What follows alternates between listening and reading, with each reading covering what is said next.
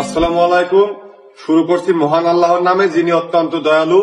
আমার পাশে যে ব্যক্তিকে দেখতে পাচ্ছেন তার নাম হচ্ছে সাইফুল ইসলাম। তিনি পেশায় একজন দিনমজুর, তার বাসা যশোর পালবাড়ি। তিনি আমাদের নিকট এসেছেন একটা নিখোঁজ বিজ্ঞপ্তি নিয়ে।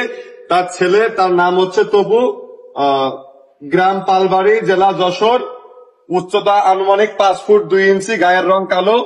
সে প্রতিবন্ধী, মানসিক প্রতিবন্ধী, কথা ঠিক মতো বলতে পারে না। সে গত 27 মে 2024 তারিখে আনুমানিক বেলা 11টার সময় হারিয়ে গিয়েছেন।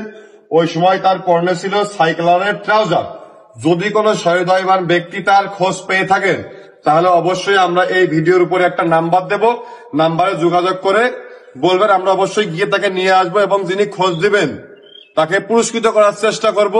দেখতে পাচ্ছেন আমার পাশে যে ব্যক্তিটা আছে তার দেখে বোঝা যাচ্ছে সে অত্যন্ত অসহায় অবস্থায়। আমার সামনে অনেকক্ষণ কান্নাও করেছে। আমরা শুটিং এ ছিলাম, তো শুটিং ব্রেক করে আমরা আসলাম একটা ভিডিও বানাতে, যে আমাদের ভিডিও যেহেতু খুলনা অঞ্চলের মানুষ সব থেকে বেশি দেখে, তো যদি কেউ দেখে থাকে রাস্তাঘাটে বা কোথাও, যেহেতু ছেলেটা তার একটু প্রতিবন্ধকতা সমস্যা আছে, তো যদি কেউ দেখে থাকে বা খোঁজ জেনে থাকে তাহলে যদি জানাই, যেহেতু তার সন্তান, ভালো হোক খারাপ হোক তার সন্তান, সে হারিয়ে যাওয়ার পর থেকে অনেক কষ্টে আছে, অনেক খোঁজ করেছে, খোঁজ করার পরেও পাইনি, তারপর ছুটে এসেছে। তো আপনাদের নিকট আমাদের আশা এই থাকবে, যদি কেউ কোথাও রাস্তা ঘাটে বা কোথাও দেখে থাকেন যে নাম্বারটা দেওয়া, এই নাম্বারে অনুগ্রহ করে একটা ফোন দিয়ে জানাবেন যে তাকে অমুক জায়গায় দেখা গেছে বা অমুক জায়গায় আছে।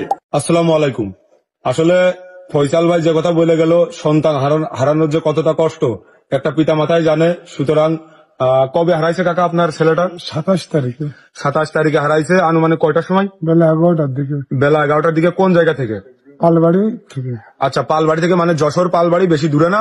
তো কোন সহৃদয়বান ব্যক্তি বা আমার ভাই বোনরা যারা এই ভিডিওটা দেখবেন, যদি ছেলেটার ছবি আপনার কমেন্ট বক্সে দেওয়া হবে আর নাম্বারটা দিয়ে দেওয়া হবে। যদি কোন সহৃদয়বান ব্যক্তি এই ছেলেটারে দেখে থাকেন বা চিনে থাকেন, সবাই ওই নম্বরে ফোন দিবেন। আমরা গিয়ে যথাসাধ্য মতো তাকে পুরস্কৃত করার চেষ্টা করবো এবং এমনকি ছেলেটাকে উদ্ধার করে এই আঙ্কেলের হাতে পৌঁছায় দেওয়ার চেষ্টা করব। তো সবাই একটু নজর রাখবেন। আর কাকা, আপনি যদি কিছু বলেন সবার উদ্দেশ্যে, যে আপনার ছেলে। আমার ছেলে, আমি কিছু বলতে পারতেছি না। না, সবাই তো জানেনই যে সন্তান হারানোর কষ্ট কতটা, একটা মা বাবা ছাড়া কেউ বুঝে না। তো সবাই একটু দেখবেন, যদি খোঁজ খবর পেয়ে থাকেন তাহলে অবশ্যই উক্ত নম্বরে ফোন দিবেন। ধন্যবাদ।